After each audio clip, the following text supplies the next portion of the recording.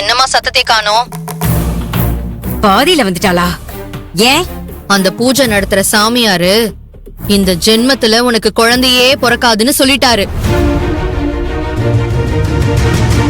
அடி பாவி, இப்படி ஒரு சாபம் இருக்குன்னு தெரிஞ்சுதான் பூஜை பண்ண முடியாது, மூட நம்பிக்கை, முட்டாள்தனம்னு பேசிக்கிட்டு இருந்தாளா? நீ போன வை. நான் இப்பவே அவளுக்கு போன் பண்ணி என்னென்ன கேக்குறேன்னு மட்டும் பாரு. இந்த பவுசுக்கு இவளுக்கு இவ்வளவு ஏற்பாடு வேற. காசுக்கு வந்த தண்டம். முதல்ல மூட்டை முடிச்சு எல்லாம் கட்டிக்கிட்டு கிளம்பி வர சொல்றேன். அம்மா அம்மா, அவசரப்படாத. எதுக்கு எடுத்தாலும் நீ இப்படி அவசரப்பட்டு தாட் பூட்னு கத்திதான் எல்லார்கிட்டயும் கெட்ட பேர் எடுத்து வச்சிருக்க.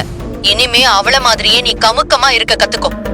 இப்போதைக்கு நீ அவளுக்கு எந்த போனும் பண்ணாத. நீ இப்ப பண்ண வேண்டியது செல்வத்துக்கு உடனடியா ஒரு பொண்ணை பார்த்து வைக்கிறது தான். அப்படியா சொல்ற வெண்ணிலா? ஆமாமா, நீ பொண்ண பார்த்து வெயி.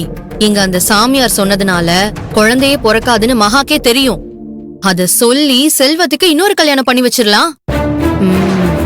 செல்வத்துக்கு மட்டும் ஒரு குழந்தை பிறந்தா அவ தன்னால அவங்க அம்மா வீட்லயே அடைஞ்சு கிடப்பா. கரெக்ட் வெண்ணிலா, நீ சொல்றதுதான் கரெக்ட். நான் ஏற்கனவே தரகர்கிட்ட எல்லாம் பேசி வச்சிருக்கேன். காலையில முதல் வேலையா அவர்கிட்ட திரும்ப பேசுறேன். பேசு, ஆனா தயவு செஞ்சு அப்பாக்கு தெரியாம பேசு. இல்லனா திரும்பவும் நெஞ்ச புடிச்சுக்கிட்டு விழுந்துற போறாரு அந்த மனுஷன். அதெல்லாம் நான் பாத்துக்கிறேன். மகா செல்வம் விஷயம் இருக்கட்டும். இங்க பாரு, நீயும் மாப்பிள்ளை கிட்ட ரொம்ப கோவத்தை காட்டாத. உனக்கு இனிமே வாழ்க்கையே இதுதான் வெண்ணிலா. இத பாரு, அவர் கூட சேர்ந்து நிம்மதியா சந்தோஷமா வாழ்ற வழிய பாரு. பாப்போம் பாப்போம். நீ போன வை.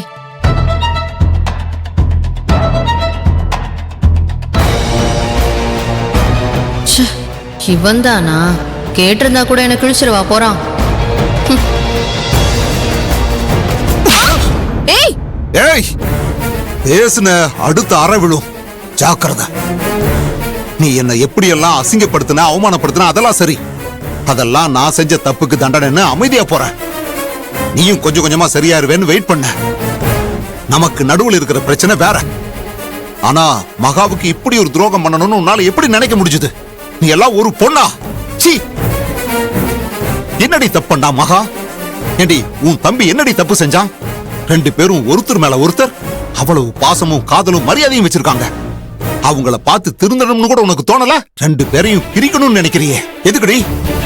உன் வாழ்க்கை நல்லா இருக்கணும்னு நினைச்சாலே என் தங்கச்சி மகா, அதுக்காகவா? இல்ல உன் குடும்பம் கஷ்டப்படக்கூடாதுன்னு ஒத்த பொண்ணா மொத்த குடும்பத்தையும் கட்டி இழுக்கிறாளே, அதுக்காகவா? கேட்டி, உனக்கு மனசாட்சின்னு ஒண்ணு இருந்தா இப்படி ஒரு திட்டம் போடுவியா? உன்னை சொல்லி குத்தம் இல்லடி. உன்னை இப்படி பேச விட்டு வேடிக்கை பாக்குறாங்களே உன் அம்மா, அவங்கள சொல்லணும்டி. நம்ம வாழ்க்கை எப்படி போனாலும் பரவாயில்ல, உன் தம்பியாவது சந்தோஷமா வாழணும்னு நினை. அதுதாண்டி மனுஷத்தனம். உன் புத்தி இப்படி சின்னத்தனமா சில்லறத்தனமா இருக்கிறதாலதான் என்ன மாதிரி ஒரு திருட்டு பையன் கூட கடவுள் உனக்கு முடிச்சு போட்டிருக்காரு. என்ன போல தாண்டி வாழ்க்கை. இனிமேலாச்சும் நல்ல புத்தியோட இருக்க பாரு.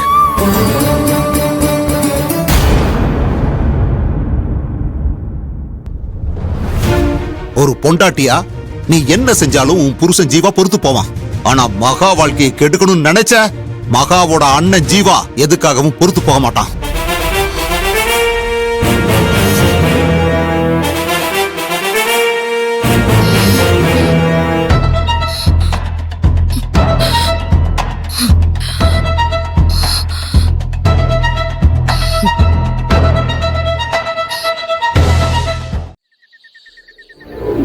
வாமதி, இப்ப ஆதி எப்படி இருக்கா? ஏதாவது சொன்னானா? ஏதாச்சும் ஞாபகம் வந்துச்சா இல்லையா? நீ விசாரிச்சியா மதி? என்ன மதி எதுவுமே சொல்ல மாட்டேங்கிற? ஆதி நல்லா தானே இருக்கான்?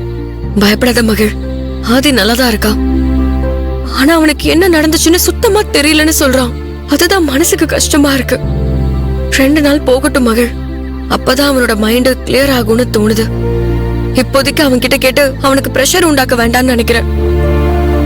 அது மட்டும் இல்ல, இப்ப திடீர்னு ஆதிக்கு ஃபீவர் வந்துருச்சு. என்ன சொல்ற மதி? இந்த மாதிரி ஆக்சிடென்ட் ஆகி பொழிச்சதுக்கு அப்புறம் திடீர்னு ஃபீவர் வருது சாதாரணமா எடுத்துக்க கூடாது. உடனே டாக்டர் போய் பார்க்கலாம். ஃபுல்லா மானிட்டர் பண்ணணும் மதி. நீ வா, ஆதி டாக்டர் கிட்ட கூட்டிட்டு போலாம். அகிலன் சரியும் கூட்டிட்டு போலாம். மகள், நீ பதட்டப்படாத.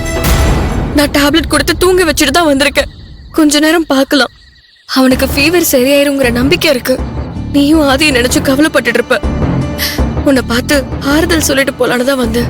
ஒரு ராசியான டாக்டர் ராஜா மாதிரி ஹாஸ்பிட்டல்ல வலம் வந்தவன், எத்தனையோ உயிரை இந்த பூமிக்கு சேஃப்டியா கொண்டு வந்தவன்.